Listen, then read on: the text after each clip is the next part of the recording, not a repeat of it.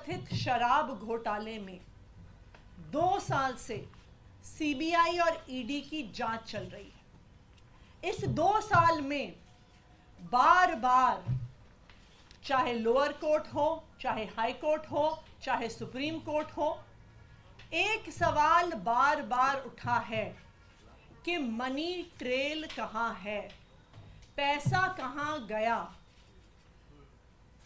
ऐसा कहा गया कि शराब कारोबारियों को मुनाफा पहुंचा, बहुत ज्यादा मुनाफा पहुंचा। लेकिन अगर उन्हें मुनाफा पहुंचा तो उन्होंने किसको रिश्वत दी, उन्होंने किसको पैसे दिए? क्योंकि 2 साल की जांच के बाद, सैकड़ों रेड के बाद, हजारों लोगों को क्वेश्चन करने के बाद आम आदमी पार्टी के किसी भी नेता, किसी भी मंत्री, किसी भी कार्यकर्ता के पास से 1 रुपए की भी प्रोसीड्स ऑफ क्राइम की रिकवरी नहीं हुई। आज तक आम आदमी पार्टी के किसी भी नेता के पास प्रोसीड्स ऑफ क्राइम का, इस मनी ट्रेल का 1 रुपया भी नहीं मिला। और ये सवाल बार बार सुप्रीम कोर्ट ने भी कोर्ट में पूछा और अपने आदेश में भी लिखा कि मनी ट्रेल कहां है। अरविंद केजरीवाल जी को 2 दिन पहले इसी तथाकथित शराब घोटाले के तहत गिरफ्तार किया गया। अरविंद केजरीवाल जी की गिरफ्तारी सिर्फ एक व्यक्ति के बयान के आधार पर है। यह व्यक्ति कौन है? इस व्यक्ति का नाम है शरत चंद्र रेड्डी। शरत चंद्र रेड्डी औरोबिंदो फार्मा करके एक बहुत बड़ी दवाइयां बनाने की कंपनियों के मालिक हैं। इनके पास कई और कंपनियां भी हैं, जिसमें से 2 प्रमुख कंपनियां हैं, एपीएल हेल्थकेयर और यूजिया फार्मा। शरत चंद्र रेड्डी जी को भी दिल्ली की एक्साइज पॉलिसी में शराब के कुछ दुकानें मिली, उनको कुछ जोन मिले। शरत चंद्र रेड्डी को 9 नवंबर 2022 को क्वेश्चनिंग के लिए बुलाया गया और शरत चंद्र रेड्डी ने साफ साफ कह दिया कि मैं कभी अरविंद केजरीवाल से मिला नहीं, मेरी उनसे कोई बात नहीं हुई, मेरा आम आदमी पार्टी से कोई लेन देन नहीं है। जैसे ही उन्होंने कहा कि मैं अरविंद केजरीवाल से मिला नहीं, उनको तुरंत अगले दिन ईडी द्वारा गिरफ्तार कर लिया गया। कई महीने जेल में रहने के बाद एक दिन शरत रेड्डी जी ने अपना बयान बदल लिया। शरत रेड्डी जी कहते हैं कि मैं अरविंद केजरीवाल जी से मिला भी। शरत रेड्डी जी कहते हैं कि मेरी उनसे शराब घोटाले पे बात भी हुई। और जैसे ही शरत रेड्डी ये कहते हैं, उनको जमानत भी मिल जाती है ईडी के द्वारा। लेकिन ये तो सिर्फ बयान है। पैसा कहां है? मनी ट्रेल कहां है?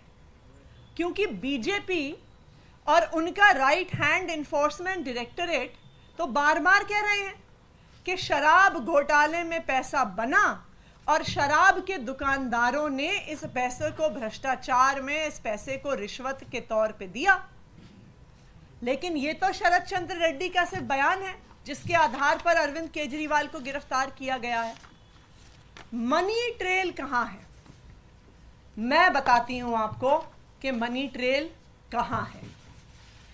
ये है मनी ट्रेल शरत चंद्र रेड्डी की कंपनियों द्वारा दिया गया इलेक्टोरल बॉन्ड्स में भारतीय जनता पार्टी के बैंक अकाउंट में पैसा। आज ये मनी ट्रेल पूरे देश के सामने आ गई है कि शरत चंद्र रेड्डी, औरोबिंदो फार्मा का मालिक, एपीएल हेल्थकेयर का मालिक, यूजिया फार्मा का मालिक, शराब का कारोबारी, उसने 4.5 करोड़ रुपए के इलेक्टोरल बॉन्ड्स दिए एक्साइज पॉलिसी के बनने के दौरान भारतीय जनता पार्टी को, उसके बाद गिरफ्तार होने के बाद 55 करोड़ रुपए के इलेक्टोरल बॉन्ड्स दिए भारतीय जनता पार्टी को। तो जिस मनी ट्रेल की पिछले 2 साल से तलाश हो रही थी, आज वो मनी ट्रेल सामने आ गई है कि आखिरकार शराब के कारोबारियों ने पैसा किसको दिया, पैसा कहां गया और पैसा कब गया। तो अब मैं प्रधानमंत्री नरेंद्र मोदी जी को चैलेंज कर रही हूं, मैं उनके राइट हैंड इन्फोर्समेंट डायरेक्टरेट को चैलेंज कर रही हूं कि आज शराब घोटाले की मनी ट्रेल मिल गई है, सारा पैसा भारतीय जनता पार्टी के बैंक अकाउंट में गया है। तो enforcement directorate Bharatiya Janata party को आरोपी बनाए और enforcement directorate Bharatiya Janata party के राष्ट्रीय अध्यक्ष जेपी नड्डा को गिरफ्तार करे, क्योंकि अब पहली बार एक्साइज पॉलिसी के मामले में आधिकारिक मनी ट्रेल सामने आ गया है। एसबीआई, इलेक्शन कमीशन सब कोशिश कर रहे थे इलेक्टोरल बॉन्ड किस कंपनी ने किस पार्टी को दिया, ये जांच जो है ये सुप्रीम कोर्ट ना करे और ये डिटेल्स बाहर ना आए। मगर जब से ये डिटेल्स बाहर आई हैं, बहुत serious questions Bharatiya Janata party से उठते हैं और मैं आपको डेट वाइज बताऊंगा ताकि हर एक साधारण आदमी को समझ में आ जाए कब कहा गया कि ऑरोबिंदो फार्मेसी और उसके डायरेक्टर मनी लॉन्ड्रिंग कर रहे हैं। मनी लॉन्ड्रिंग कर रहे हैं का मतलब तो भ्रष्टाचार कर रहे हैं। ईडी कह रही है कि वो भ्रष्टाचार कर रहे हैं। जो कंपनी मनी लॉन्ड्रिंग कर रही है या जो आदमी मनी लॉन्ड्रिंग कर रहा है, आपकी ईडी उसको छापा मार रही है, आपकी ईडी उसको गिरफ्तार कर रही है, वो कंपनी आपको चंदा दे रही है। और 1-2 नहीं, 59.5 करोड़, 59.5 करोड़ रुपए का चंदा भारतीय जनता पार्टी ने लिया है।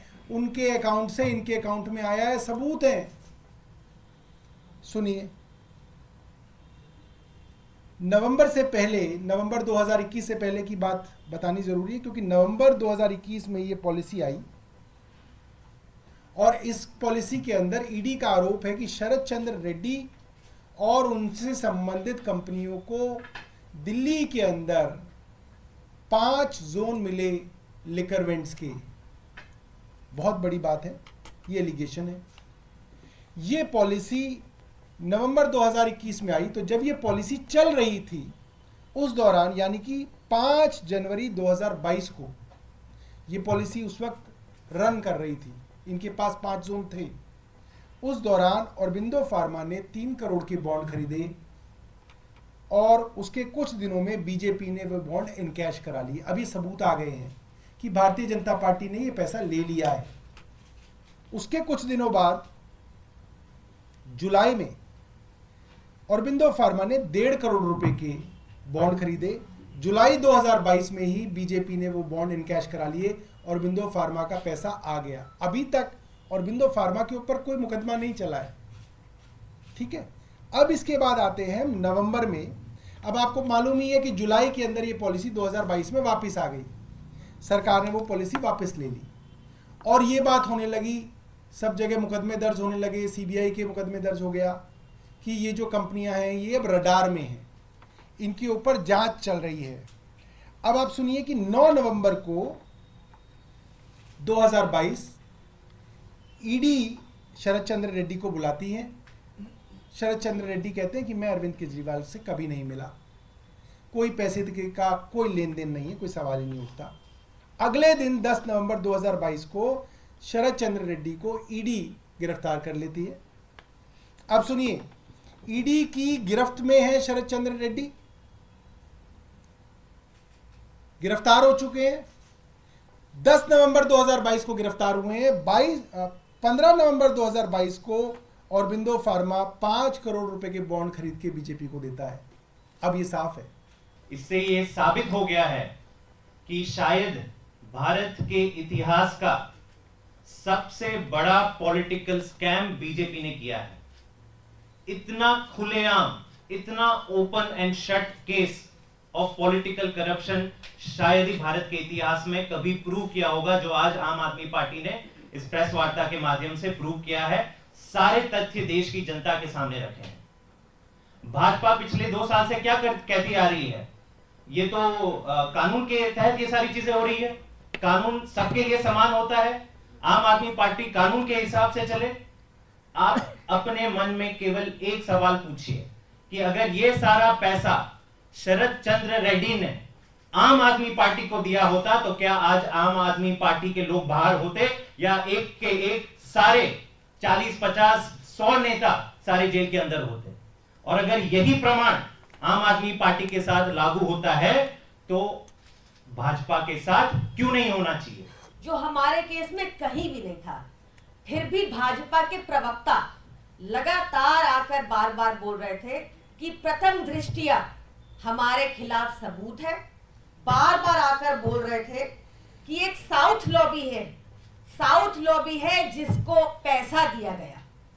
अब जैसा सौरभ भाई ने और आतिशी जी ने और जैस्मिन शाह जी ने मुझसे पहले बताया, पूरी डेट्स के साथ बताया कि कैसे भाजपा ने लगातार चंदा लिया ये शरद चंद्र रेड्डी से, जो साउथ लॉबी माना जाता था, जिसके जो अप्रूवर बन गए केस में, जिसकी गवाही पर अरविंद केजरीवाल जी को 6 दिन की रिमांड पर भेजा गया। उस अप्रूवर ने लगातार भाजपा को चंदा दिया इलेक्टोरल बॉन्ड से, और इस इंफॉर्मेशन को बाहर आने के लिए पुरजोर ताकत लगा दी हमारी सारी इंस्टीट्यूशंस ने, हमारी सारी भाजपा ने, और बहुत ज्यादा कड़ा परिश्रम लगा, बहुत सख्ती का रुख अपनाया सुप्रीम कोर्ट ने, बहुत दूरदर्शिता दिखाई कि कहा कि इन सारे इलेक्टोरल बॉन्ड्स की इंफॉर्मेशन को सार्वजनिक करना होगा, जो रिसेंटली हुआ, जो अभी भी पूरी तरह से नहीं आया। 2019 के पहले वाला डाटा आज तक मिसिंग है। प्रथम दृष्टिया जो भाजपा को हमारे केस में दिख रहा था, वो फाइनल दृष्टिया अब आपको दिख जाएगा शरद चंद्र रेड्डी के केस में, जिन्होंने मोटे चंदे देकर भाजपा को बेल भी प्रोक्योर की, अप्रूवर भी बने। ईडी ने भी हाई कोर्ट में उनकी बेल पर कोई आपत्ति नहीं जताई, और ये बहुत बड़ी बात है।